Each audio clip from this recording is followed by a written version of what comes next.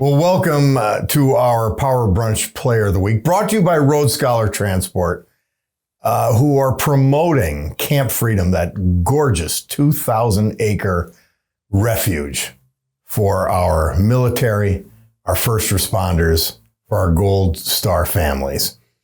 And our special guest and our Power Brunch Player of the Week is Paula McCary from Happenings Magazine. I have the copy here, Paula.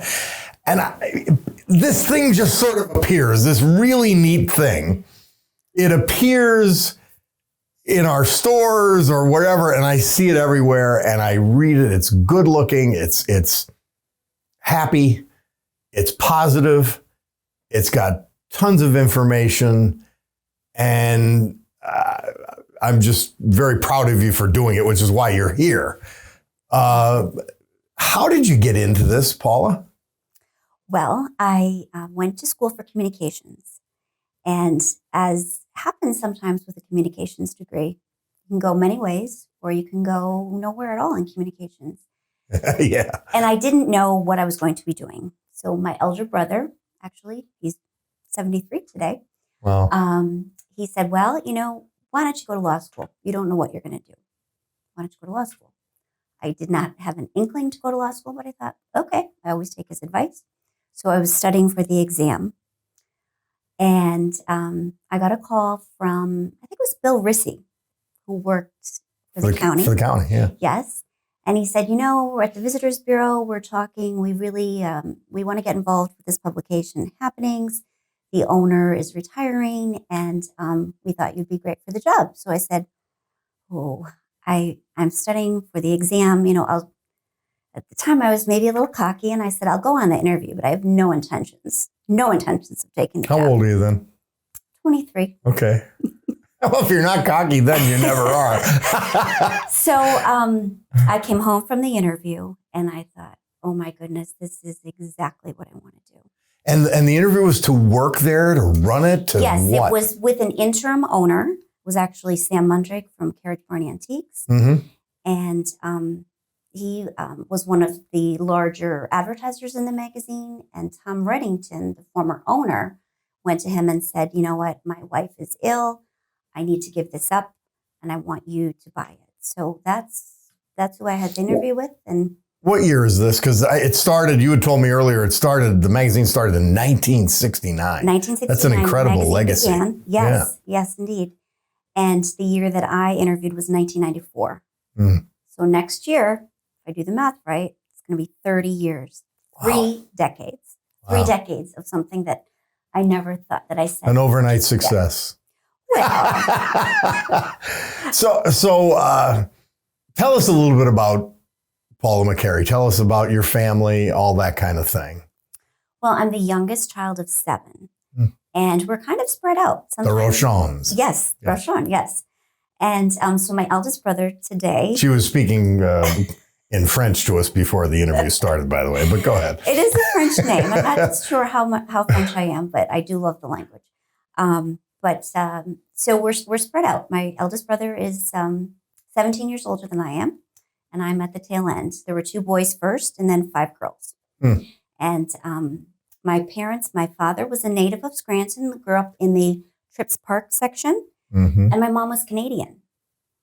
And French Canadian, I guess. No, actually, English Irish from Ottawa. That? Okay. And so she came here. She was a bride, and they lived first in South Scranton. Then they moved to Dunmore. They outgrew that home with all of the children. Yeah. And then they settled in Greenridge. And I live in the same house that they purchased in 1961. Oh, wow. That is fantastic. It's being painted right now. And you said the painters were listening to my radio show, which I got a kick out of. They were. I went outside and I heard it blaring. Well, I blare. Not on Sundays, but during the week.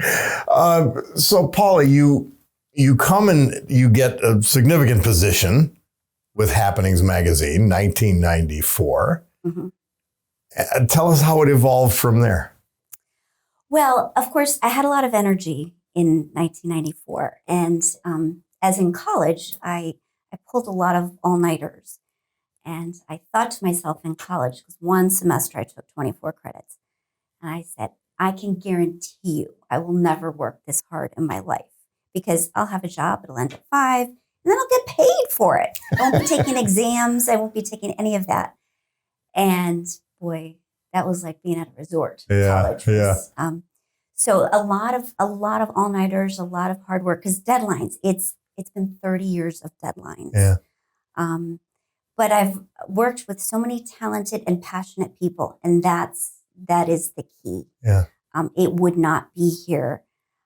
It's beyond being a business. It's a business that I say it's a miracle that it does come out every month, and that my husband still, I will say, it's an old-fashioned term, but still allows me to work on it, because it's certainly not our breadwinner or anything like that. It's a passion. It's a hobby. And I think all of us that work there, the small little staff that we have, we do it because we love what we do. Yeah.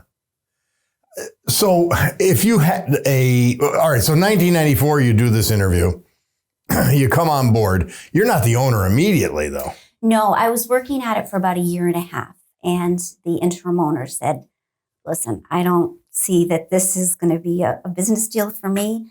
I think we have to close it. And I said, absolutely not. I'm in too deep. I love this. I love putting it together every month. I love how people really anticipate receiving it. And I am going to find a way to make this work. And but I was working a lot of long hours. And my elder brother said, listen, if you're working this long, it should be something that you have ownership in. Yeah. So we did that in 1996. Okay. Now, all right. Before you get to Happenings, what was its mission?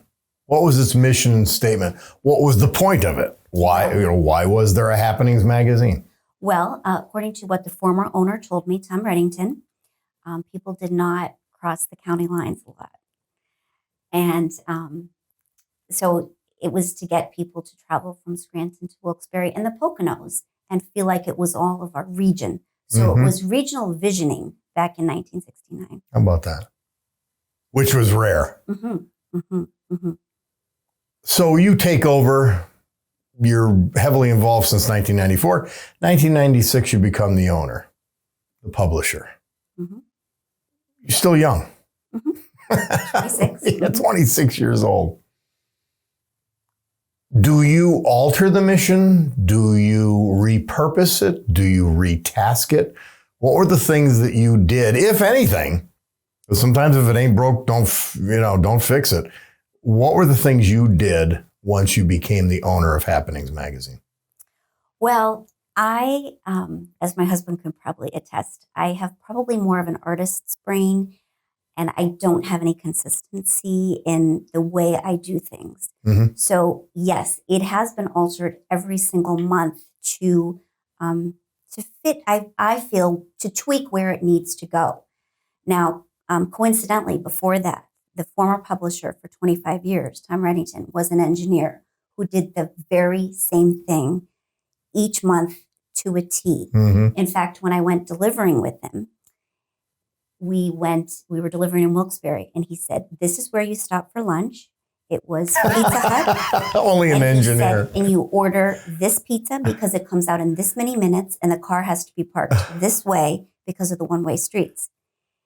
Everything was identical to a T. But that consistent basis, I think, gave us a good foundation so that when I came in and created a storm every month, it was able to withstand because of its foundation, I would say. Yeah. But it was about good news. Always. It was about, and as per the title, what is happening? Yes, it was about the events in the area. And it's all positive news. There are no murders. There are no scams. It's all positive. And that part has not changed. But there are many ways now how you can learn about the events in the region. Digitally, any way. You can find about events anywhere.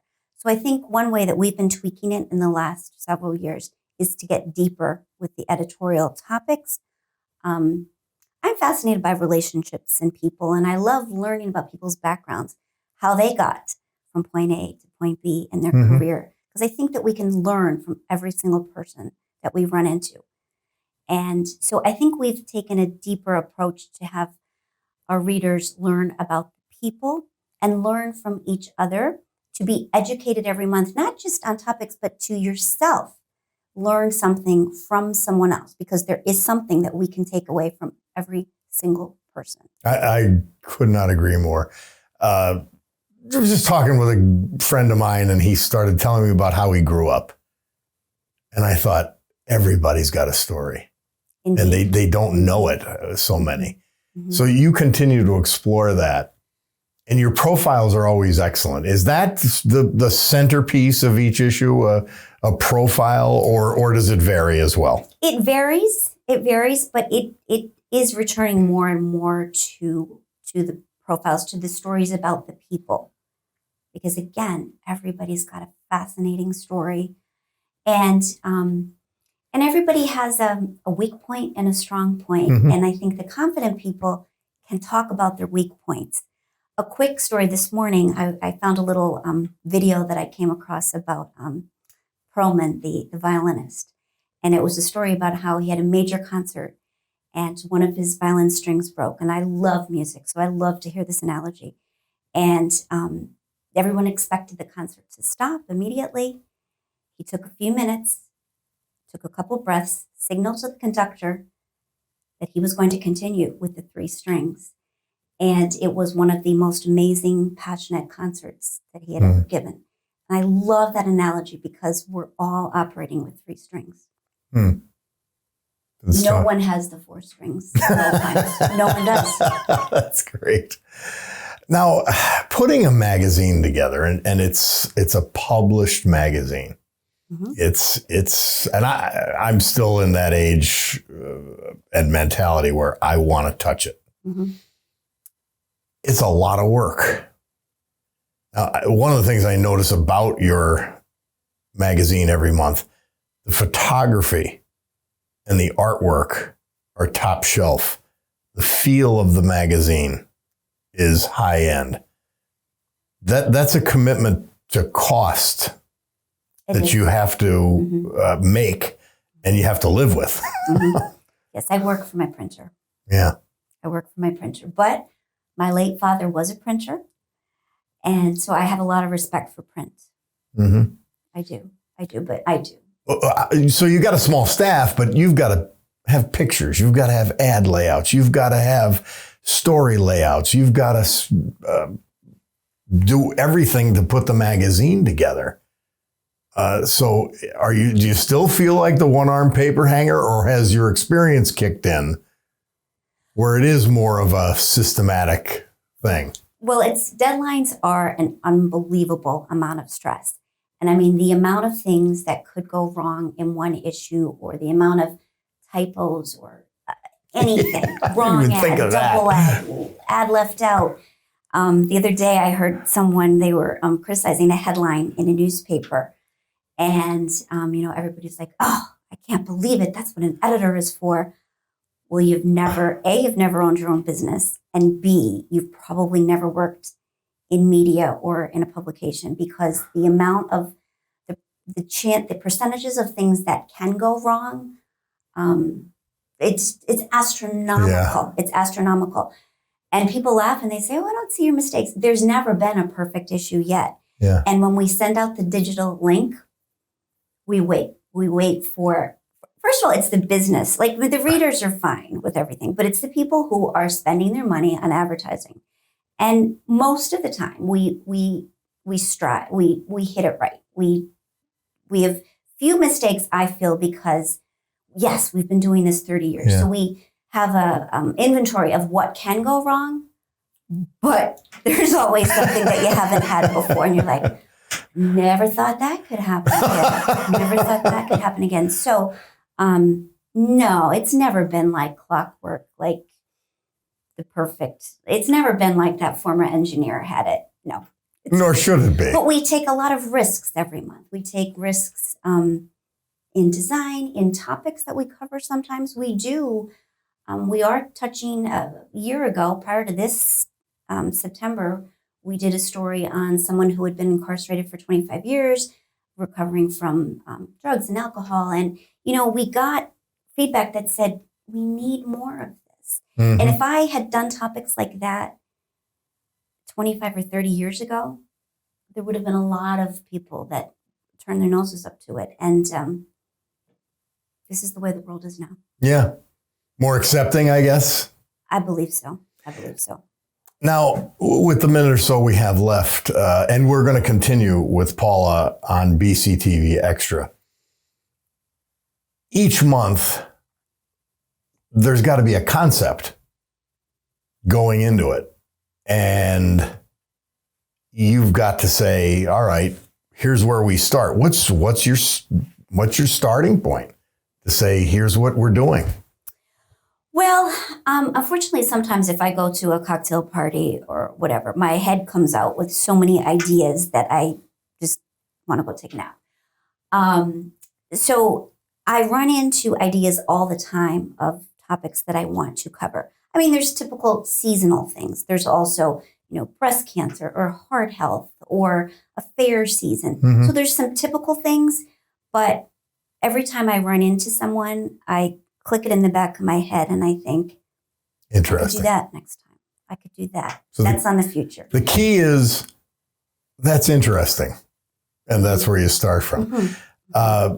Well, Paula, we're just so happy to have you here today. We're going to, as I said, we're going to continue with BCTV Extra with Paula Roshan McCary and talk about Happenings Magazine. Get a little bit more into the weeds maybe about how she puts it out and some other things, philosophy and so forth. But Paula, thank you so much for being with us here on WNEP TV. I look forward to the segment that comes for YouTube. Thank you so much. It's an honor to be here. All right. Thank you to Rhodes Scholar. Road Scholar Transport is proud to sponsor Camp Freedom, where veterans go to heal and find peace. Go to roadscholar.com/Camp Freedom today and tell our veterans what their sacrifice means to you. Your message may be chosen for display on Road Scholar Transport trailers to be seen by thousands of people. Show our veterans how much you care. Send them your message today. Road Scholar Transport, a higher standard. So, Paula, we were talking about the magazine.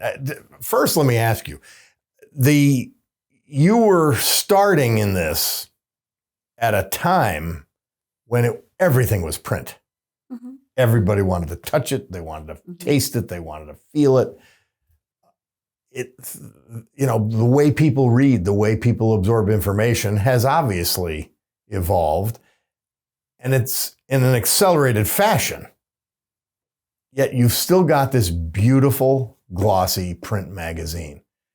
Tell us how you've reacted over the years to this trend, overarching trend, and why you've been able to survive with a hard copy publication. Well, a quote that I heard that I really embraced, because I kind of like hockey, not so much the fight or brutalness of it, but I love the skill that it takes to play a game on ice. And I said, it's not just important to know where the puck is going. It's important to know where it's at. And when I think about our print copy and I think about our digital copy, I think the puck does go back and forth. And even though so many things have moved to the digital side, there's a comeback of print. Yeah. Print may. LPs are coming back. Vinyl records are coming back, which I love. So I think that having the two different audiences, we have been able to send the puck back and forth. Is the magazine the same on the Happenings Magazine website as it is in the print version? Well, there's two things. The magazine is on the website, and then sometimes we'll be able to have longer interviews. BCTV Extra. Yeah. Exactly. And more photos that we weren't able to fit into the print version. But the flip-through version, the entire magazine is available with all the ads in a flip-through version. Okay. So it's digitally two different ways. Where do you distribute?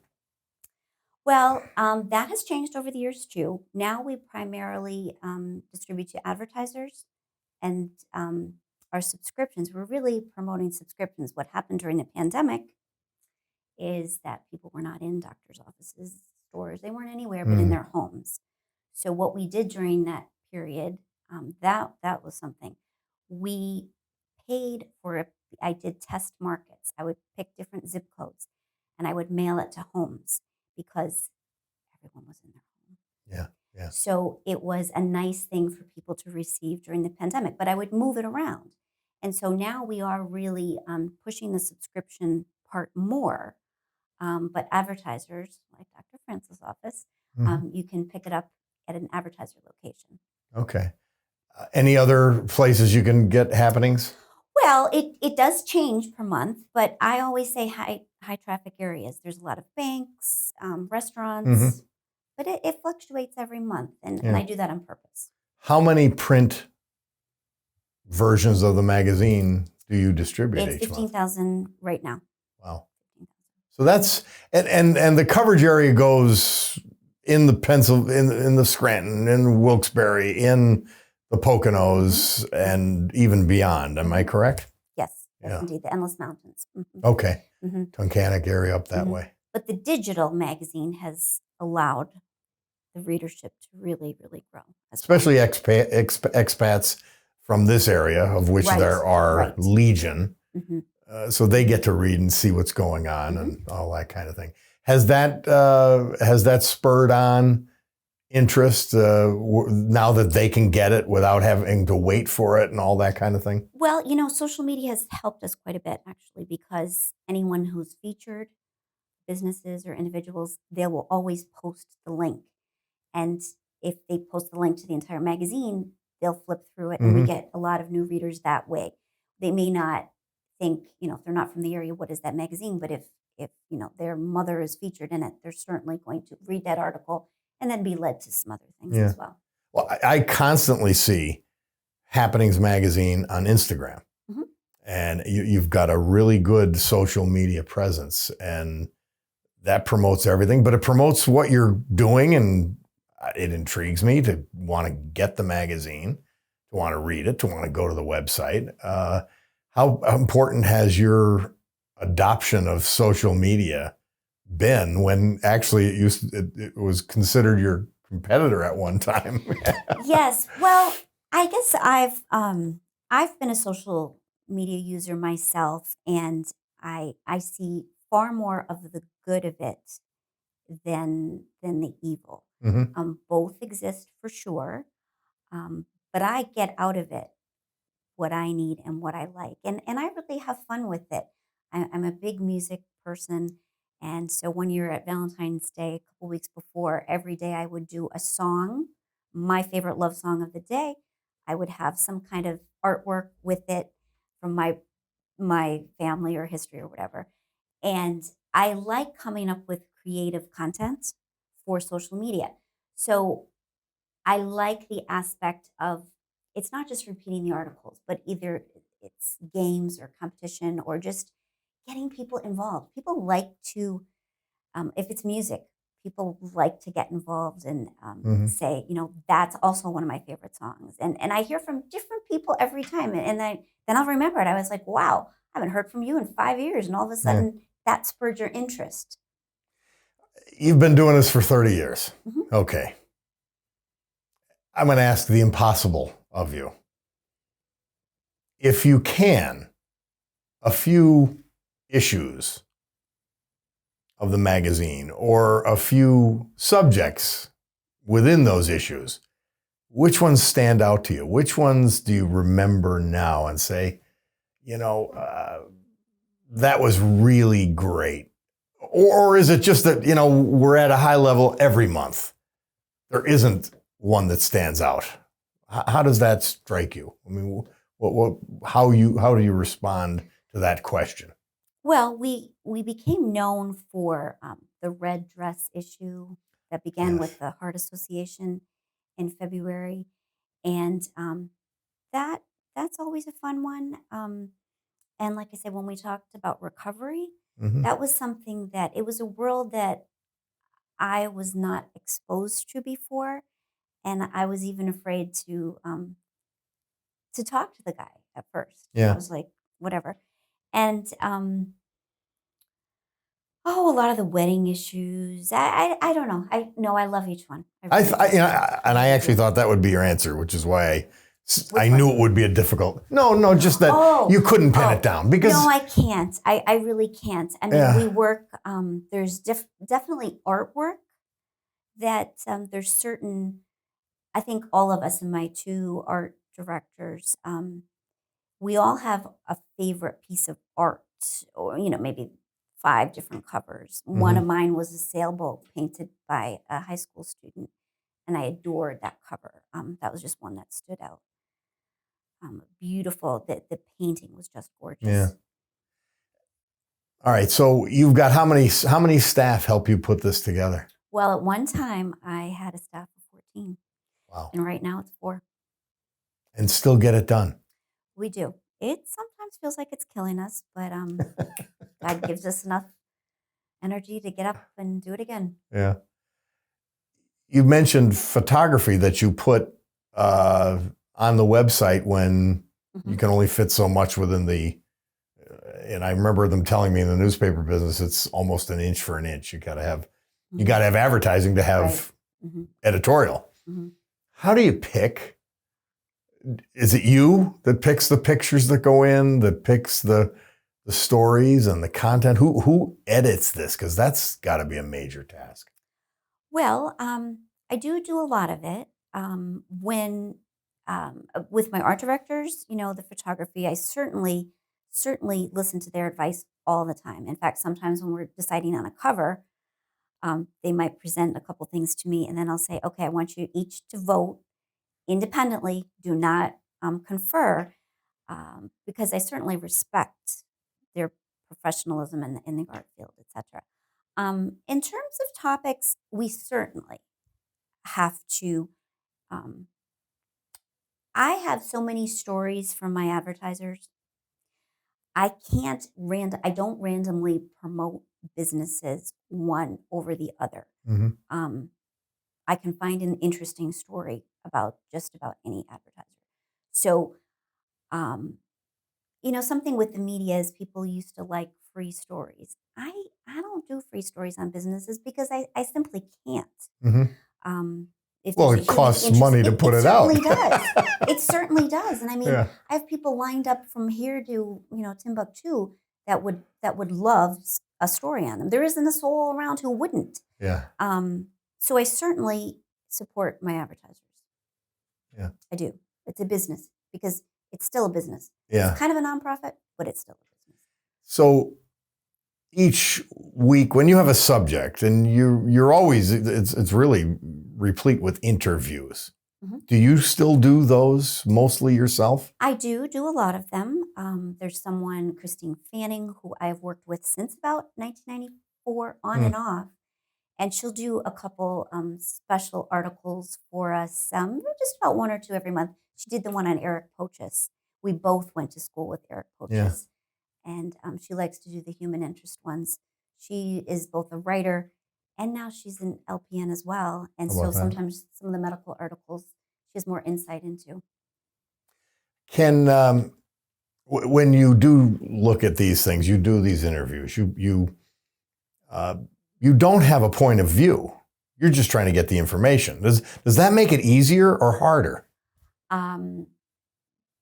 Yes, that was advice my brother always gave me. He said, you can, not that I have, but he said, you can write an article, you can have a topic in there that's controversial, but you leave it up to the reader to make decisions. And he showed me a couple examples of articles, even one about himself in a publication out of town. And it was done well, and it's up to the reader. Yeah. So no, I don't have an editorial stance on anything. And is that harder or is it easier in your view? It's easier. It's easier. It's definitely easier because as we know, it's very divisive. Yeah. And I go agnostic when it comes to divisiveness. Yeah. Well, but we need positive content. We need political neutral content. I mean, that's what we do here. I get it. I think that's one of the strengths of the magazine, and I'm sure you do too.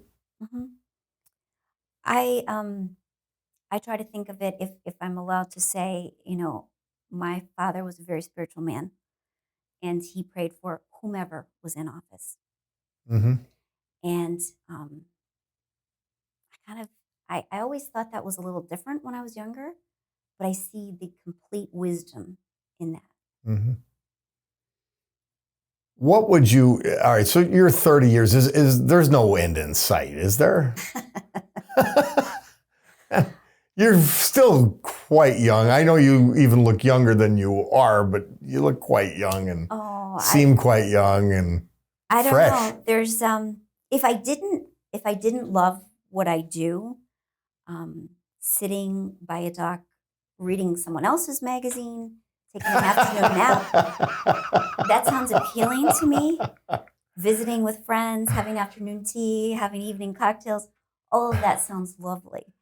I don't see it in the cards right now, because I feel like I've started something and I have to see it through. Yeah. I have to see it through as long as I can. So you're still fresh, and that's the most important thing with a creative product. I'm not out of ideas. Yeah. I've not come out of ideas yet.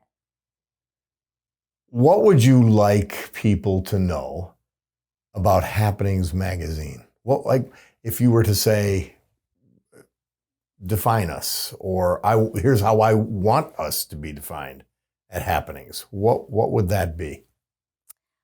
I would like each reader to be inspired, intrigued, what's the word? Challenged a little bit, challenged in some kind of thinking, Mm-hmm. Whether it's about being healthier or seeing something from someone else's view or learning how another person got from point A to point B. I want something to stick in someone's brain from each issue and say, Mm-hmm. I remember reading that about that person or this point of view or something like that. When you think about your 30 years, Mm-hmm. what were the toughest times?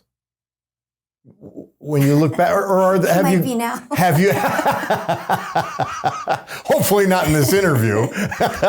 No, the days and my art staff and everyone, sales would agree that 3 or 4 days before we actually get to print, that is, you just wish there were 96,000 hours in one day, Mm-hmm. and there isn't. So that's consistent. That does. So nothing stands out where you say, oh, this was the toughest time business-wise, or we didn't know how we were going to make it, or anything of that nature? Well, the obvious, the pandemic, when I had an issue half ready that had events in it. And when I thought about these thousands of magazines and where were they going to go. But, I don't know if God gave me the solution, but it was like a light bulb went off and I was like, everybody's at home. These are going to go to people's homes. Mm-hmm. That was extremely challenging. Obviously, the drop in revenue, but the payroll assistance certainly helped small businesses like mine with that. Mm-hmm. I think in recent times, those are the most challenging. I mean, there's always technology things, you lose major work, things like that. I guess I would say you're so used to overcoming smaller challenges and larger ones Mm-hmm. that you don't recall them that clearly. You just steamroll right over them. Well, I think my arthritis remembers the challenges. I think so. Paula, what do people need to know about you, Paula Rochon McCary, the publisher of Happenings, that would help them and understand the magazine and its mission? Well, I spoke about Perlman. I am playing with 3 strings all the time, but I'm trying to create a beautiful symphony. Fantastic. Paula, thank you so much for being with us. You were a great Power Brunch Player of the Week. Thank you, Rhodes Scholar. That's it for this week. BCTV Extra. Paula Rochon McCary, Happenings Magazine. We'll see you next week and whenever. You could get all of our episodes on YouTube TV under the Bob Cordaro Show on TV. Until the next time.